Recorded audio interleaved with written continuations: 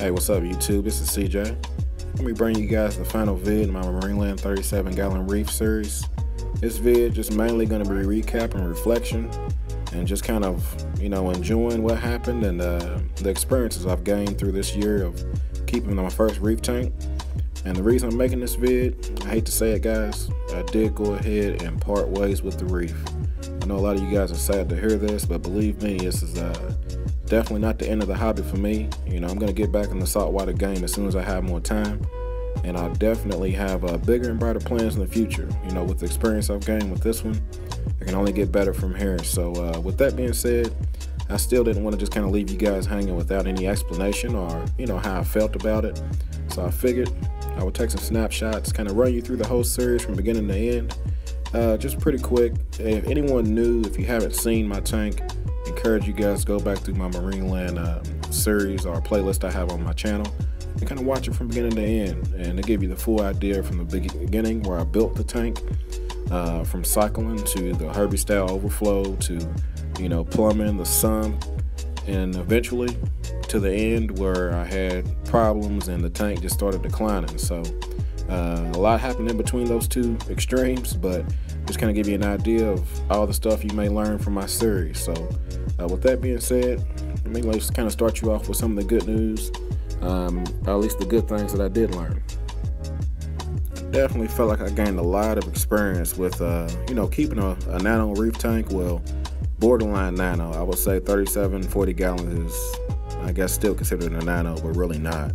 But with that being said, I had to do a lot of research. I learned a lot as far as plumbing systems and overflows and flow rates, and making sure you calculate for not flooding your tank or flooding your sump, and different capacities you had to calculate as far as water volumes. I definitely had to do a lot of homework. It was a lot more involved than I thought, but it was a lot more satisfying when I completed the task. So I would say I was really happy with the way it turned out, my auto top off, and my DIY sump, and my refugium and everything else that I had going on in this tank.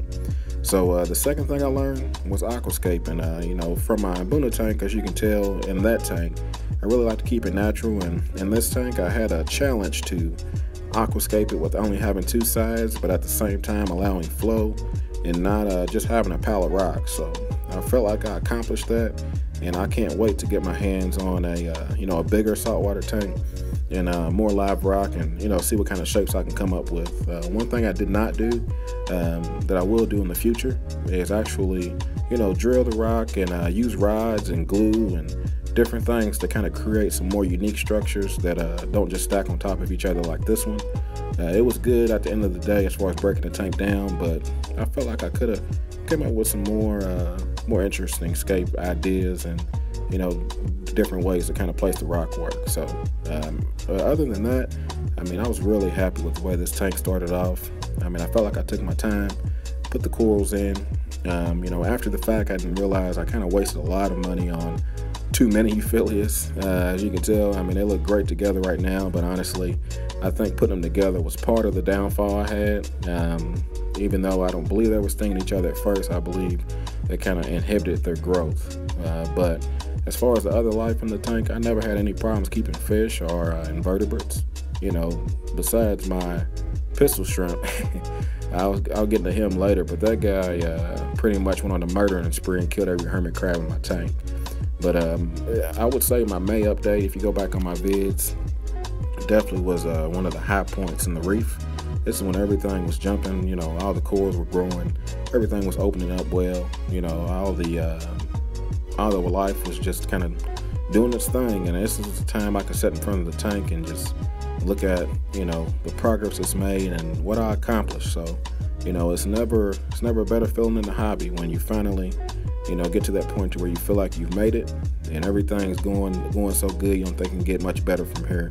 And this was that point. Now, shortly after this is when problems started. So, and we're gonna get into that here in just a second. Honestly, I never really got to the bottom of why my coral started melting in my Reef. I do have my assumptions, because I basically kind of rolled the dice with this tank the whole time, and I never had a quarantine. I actually never dipped any corals either. I just kind of, got what I thought was healthy and threw it in, and it really worked for the most part.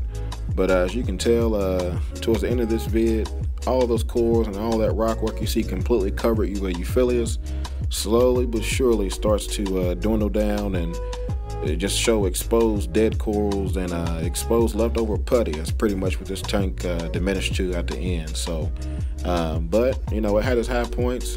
I'm gonna kind of go through some of the low points with you guys. I will tell you, you know, not quarantining and not dipping corals is something that I will never do again.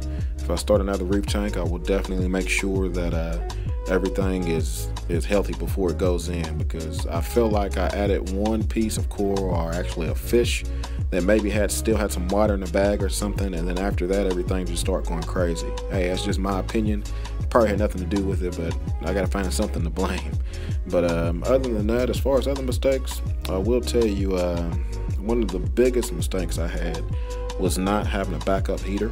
I did have a problem with a heater malfunction, and that actually led to death of my coral beauty angel and some more of my corals. So this one was a hard pill to swallow, because I felt this was something I could control. It was an obvious mistake. I did remedy it pretty quick, but the damage was already done. So, you know, pretty much every mistake you make in the saltwater hobby will cost you money, and a lot of money at that. So, you know, the more money you put in, the more you roll in the dice. So, you know, preventative measures is definitely something I will focus on with my next adventure in this game. You know, as far as quarantining, and especially with dipping corals, if I'm going to have this amount of corals again. I mean, you're looking at a nano tank, you know, supposedly supposed to stay, you know, less money and not be that involved. I was easily in for about $1,200 bucks in this tank, and it was just 37 gallons. Mainly corals costing the majority of that money. So just give you an idea of what you get into. Now, the second biggest mistake I'll say, once again, thanks Jay for winning that contest, but honestly, thinking back, after the heater malfunction, when I changed the light, is when I really noticed the most declining in the reef. That's when I really noticed my finger leather started dying, and everything else started dying. So I'll tell you, the ultramarine light at the time, I thought it was cool with the features, but looking back, the light penetration, the power of that light, it just did not do the job. And I felt like I really shot myself in the foot.